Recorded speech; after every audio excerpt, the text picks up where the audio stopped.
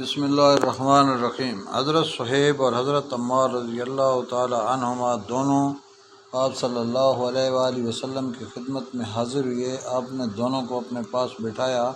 جب یہ بیٹھ گئے تو آپ نے ان کے سامنے اسلام پیش کیا اور قرآن کریم کی جو آیات آپ پر اس وقت تک نازل ہو چکی تھیں وہ پڑھ کر سنائیں۔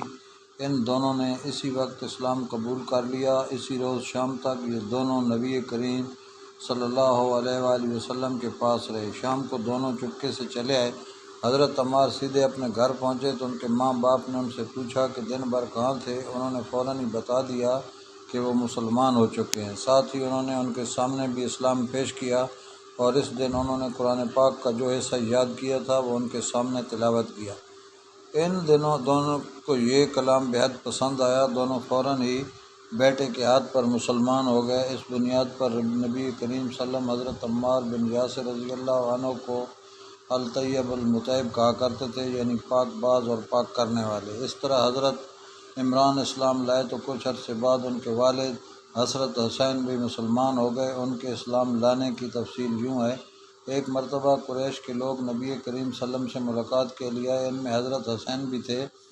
قریش کے لوگ تو باہر رہ گئے، حسین اندر چلے گئے۔ نبی کریم صلی اللہ علیہ وسلم نے انہیں دیکھ کر فرمایا ان بزرگ کو جگہ دو۔ جب وہ بیٹھ گئے تب حضرت حسین نے کہا یہ آپ کے بارے میں ہمیں کیسی باتیں معلوم ہو رہی ہیں، آپ ہمارے معبودوں کو برا کہتے ہیں۔ نبی کریم صلی اللہ علیہ وسلم نے ارشاد فرمایا اے حسین آپ کتنے معبودوں کو پوجتے ہیں؟ حضرت حسین نے جواب دیا ہم 7 معبودوں کی عبادت کرتے ہیں، ان میں سے 6 تو زمین میں، ایک آسمان پر۔ اس پر آپ نے فرمایا اور اگر آپ کو کوئی نقصان پہنچ جائے تو پھر آپ کس سے مدد مانگتے ہیں؟ حضرت حسین بولے اس صورت میں ہم اس سے دعا مانگتے ہیں جو آسمان میں ہے۔ یہ جواب سن کر آپ صلی اللہ علیہ وآلہ وسلم نے فرمایا وہ تو تنہا تمہاری دعائیں سن کر پوری کرتا ہے اور تم اس کے ساتھ دوسروں کو بھی شریک کرتے ہو۔ اے حسین کیا تم اپنے شرک سے خوش ہو؟ اسلام قبول کرو، اللہ تعالیٰ تمہیں سلامتی دے گا۔ حضرت حسین یہ سنتے ہی مسلمان ہو گئے۔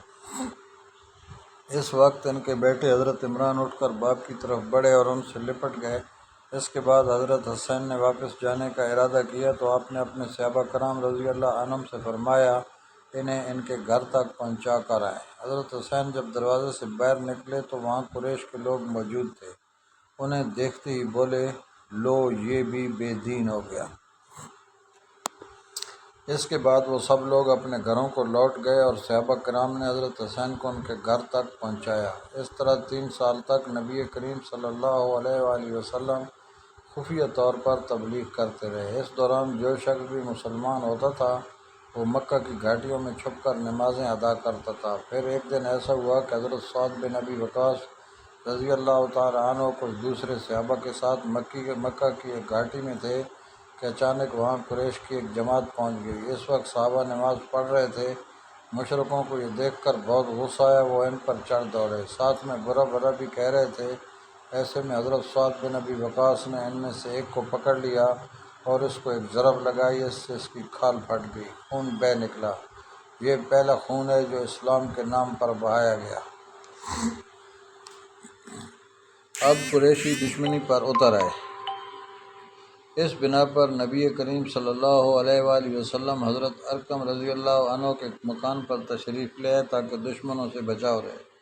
اس طرح حضرت ارقم کا یہ مکان اسلام کا پہلا مرکز بنا۔ اس مکان کو دار ارقم کہا جاتا ہے۔ نبی کریم صلی اللہ علیہ وسلم کے دار ارقم میں تشریف لانے سے پہلے لوگوں کی ایک جماعت مسلمان ہو چکی تھی۔ اب نماز دار ارقم میں ادا ہونے لگی۔ نبی کریم صحابہ کرام رضی اللہ عنہم کو وہیں پر نماز پڑھاتے، وہیں بیٹھ کر عبادت کرتے اور مسلمانوں کو دین کی تعلیم دیتے۔ اس طرح 3 سال گزر گئے۔ پھر اللہ نے آپ کو اعلانیہ تبلیغ کا حکم فرمایا۔ اعلانیہ تبلیغ کی ابتدا بھی دار ارقم سے ہوئی۔ پہلے آپ یہاں خفیہ طور پر دعوت دیتے رہے تھے، یہاں تک کہ اللہ تعالیٰ نے سورہ شعراء میں آپ کو حکم فرمایا اور آپ اپنے نزدیک کے اہل خاندان کو ڈرائیے۔ یہ حکم ملتے ہی آپ کافی پریشان ہوئے، یہاں تک کہ آپ کی پھوپھیوں نے خیال کیا کہ آپ کچھ بیمار ہیں، چنانچہ وہ آپ کی بیمار پرسی کے لیے آپ کے پاس آئیں۔ تب آپ نے ان سے فرمایا میں بیمار نہیں ہوں، بلکہ مجھے اللہ تعالیٰ نے حکم دیا ہے میں اپنے قریبی رشتہ داروں کو آخرت کے عذاب سے ڈراؤں، اس لیے میں چاہتا ہوں کہ تمام بنی عبد المطلب کو جمع کروں اور انہیں اللہ کی طرف آنے کی دعوت دوں۔ یہ سن کر آپ کی پھوپھیوں نے کہا ضرور جمع کریں، مگر ابو لہب کو نہ بلائیں کیونکہ وہ ہرگز آپ کی بات نہیں مانے گا۔ ابو لہب کا دوسرا نام عبد العزی تھا، یہ آپ کا چچا تھا اور بہت خوبصورت تھا مگر بہت سنگ دل اور مغرور تھا۔ دوسرے دن نبی کریم صلی اللہ علیہ وسلم نے بنی عبد المطلب کے پاس دعوت بھیجی، اس پر وہ سب آپ کے ہاں جمع ہو گئے، ان میں ابو لہب بھی تھا۔ اس نے کہا یہ تمہارے چچا اور ان کی اولادیں جمع ہیں، تم جو کچھ کہنا چاہتے ہو کہو اور اپنی بے دینوں کو چھوڑ دو، ساتھ ہی تم یہ بھی سمجھ لو کہ تمہاری قوم میں یعنی ہم میں اتنی طاقت نہیں ہے کہ تمہاری خاطر سارے عربوں سے دشمنی لے سکیں، لہذا اگر تم اپنے معاملے پر اڑے رہے تو خود تمہارے خاندان والوں ہی کا سب سے زیادہ فرض ہوگا کہ تمہیں پکڑ کر قید کر دیں، کیونکہ قریش کے تمام خاندان اور قبیلے تم پر چڑھ دوڑے، اور اس سے تو بہتر یہی ہوگا کہ ہم ہی تمہیں قید کر دیں۔ اور میرے بھتیجے، حقیقت یہ ہے کہ تم نے جو چیز اپنے رشتہ داروں کے سامنے پیش کی ہے اس سے بدترین چیز کسی اور شخص نے آج تک پیش نہیں کی ہوگی۔ آپ صلی اللہ علیہ وسلم نے اس کی بات کی طرف کوئی توجہ نہیں فرمائی اور حاضرین کو اللہ کا پیغام سنایا۔ آپ نے فرمایا اے قریش، کہو اللہ کے سوا کوئی معبود نہیں اور محمد اللہ کے رسول ہے۔ آپ نے ان سے یہ بھی فرمایا اے قریش، اپنی جانوں کو جہنم کی آگ سے بچاؤ۔ وہاں صرف آپ کے رشتہ دار ہی جمع نہیں تھے بلکہ قریش کے دوسرے قبیلے بھی موجود تھے، اس لیے آپ نے ان کے قبیلوں کے نام لے لے کر انہیں مخاطب فرمایا، یعنی آپ نے یہ الفاظ ادا فرمائے اے بنی ہاشم اپنی جانوں کو جہنم کے عذاب سے بچاؤ، اے بنی عبد الشمس اپنی جانوں کو جہنم کی آگ سے بچاؤ، اے بنی عبد مناف، اے بنی زہرہ، اے کعب بن لوی، اے بنی مرو بن کعب اپنی جانوں کو جہنم کی آگ سے بچاؤ، اے صفیہ محمد کی پھوپھی اپنے آپ کو جہنم کی آگ سے بچاؤ۔ ایک روایت کے مطابق آپ نے یہ الفاظ بھی فرمائے، نہ میں دنیا میں تمہیں فائدہ پہنچا سکتا ہوں نہ آخرت میں کوئی فائدہ پہنچانے کا اختیار رکھتا ہوں سوائے اس صورت کے تم کہو لا الہ الا اللہ، چونکہ تمہاری مجھ سے رشتہ داری ہے، اس لیے اس کے بھروسے پر کفر اور شرک کے اندھیروں میں گم نہ رہنا۔ اس پر ابو لہب آگ بگولا ہو گیا، اس نے تلملا کر کہا تو ہلاک ہو جائے، کیا تو نے ہمیں اس لیے جمع کیا تھا؟ پھر سب لوگ چلے گئے۔ سلسلہ جاری ہے، پلیز ویڈیو کو لائک کریں اور چینل کو سبسکرائب ضرور کریں، شکریہ، خدا حافظ۔